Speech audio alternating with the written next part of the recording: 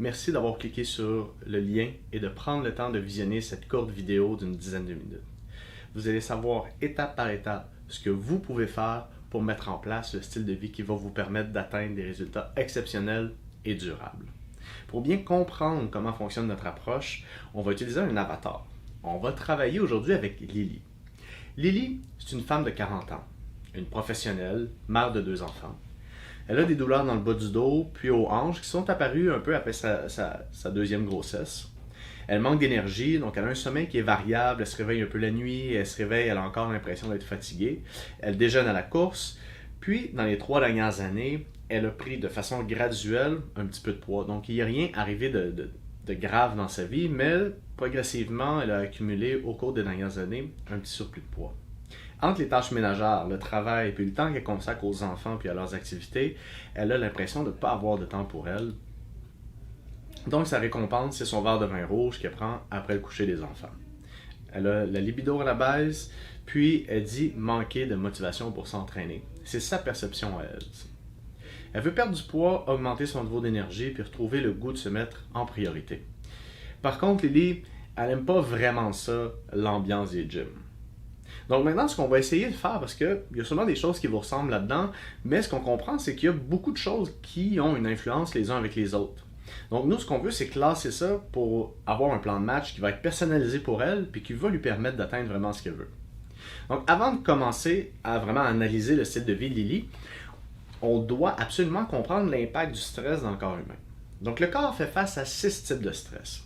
Il va y avoir les stress physiques, donc une indigestion, ses douleurs aux hanches, c'est un stress physique, et l'entraînement aussi est un stress physique. Je vais vous expliquer comment on applique ce concept-là un peu plus tard dans la présentation.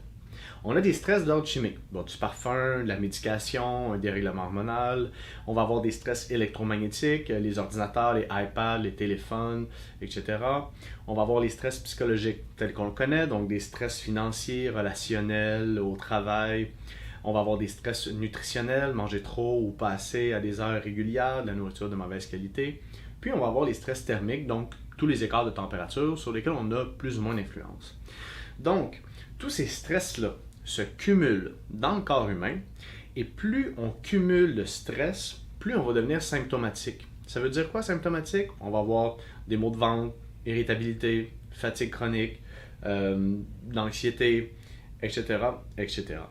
Moins on cumule de stress, plus on va être homéostasique. Ça veut dire quoi? On va se sentir en équilibre, on va se sentir sur son X, on va avoir une bonne énergie, on va se sentir motivé, on va se sentir épanoui. Donc, plus on cumule de stress, plus on est symptomatique, bien évidemment, si on décide de s'entraîner pour un marathon, le corps n'aura pas la capacité de récupérer du stress physique qu'on lui impose. Donc c'est pour ça que dans une situation comme celle de Lily, ce qu'on veut faire, c'est prendre en considération ces stresseurs actuels, puis diminuer au maximum le stress cumulé pour être en mesure de mettre en place le style de vie qui lui convient, donc l'entraînement, puis les projets qui vont lui rapprocher de ses rêves. Donc, analysons maintenant Lily. Évidemment, la gestion familiale est possiblement un stress. Le manque de sommeil est un stress. Le discours interne négatif. Là, on doit comprendre, Lily, c'est un avatar, c'est un personnage fictif. Quand on discute avec nos clients puis qu'on est capable de contextualiser leur réalité, on est en mesure de bien comprendre les enjeux auxquels eux font face. Donc ici, ça serait très plausible que son discours interne négatif soit un enjeu qui est très énergivore pour elle. Donc elle ressent une pression au travail comme elle est professionnelle. Elle ne déjeune pas. Elle prend de l'alcool en fin de soirée. Donc tous ces éléments-là ensemble créent une inflammation du tube digestif. Elle manque d'eau, elle manque de protéines, elle a tendance à faire du iPad en fin de soirée, puis elle a des douleurs lombaires et aux hanches. Donc ce qu'on comprend en ce moment, c'est que si on cumule tous ces petits éléments-là ensemble, la quantité de stress auquel fait face Lily est assez élevée. Donc est-ce que c'est une bonne stratégie de lui faire un programme, un circuit training à haute intensité? C'est pas par là que je commencerai. Pour faire une analogie toute simple, si je prends une batterie vide puis que je la mets dans une télécommande, même si j'appuie vraiment fort sur le bouton, il ne va rien se produire, puis je risque plutôt de briser ma télécommande. Je dois recharger la batterie pour ensuite la remettre dans ma télécommande pour que ça donne la bonne réponse. Le corps fonctionne exactement de la même façon, puis c'est du gros bon sens. On doit avoir l'énergie nécessaire pour récupérer des différents stress auxquels on s'impose. Donc, sachant ça, qu'est-ce qu'on va faire avec Lily? Donc, comme il y a beaucoup de choses qui sont interreliées les unes aux autres, on va essayer de mettre ça dans des petites boîtes. Donc là, on va travailler avec 4 petites boîtes. La nutrition, le mouvement. Je dis mouvement parce que c'est pas nécessairement notre entraînement, ou c'est pas de soulever des charges, ou c'est pas de faire de la course. C'est tout ce qui va donner quand même un certain apport sanguin aux muscles et qui va faire bouger un peu les lits. Ça peut être la marche, ça peut être un cours de groupe, ça peut être de la course, whatever. Mais on va parler du mouvement. On va avoir le repos, le temps pour soi, puis tout ce qui est mental / émotionnel.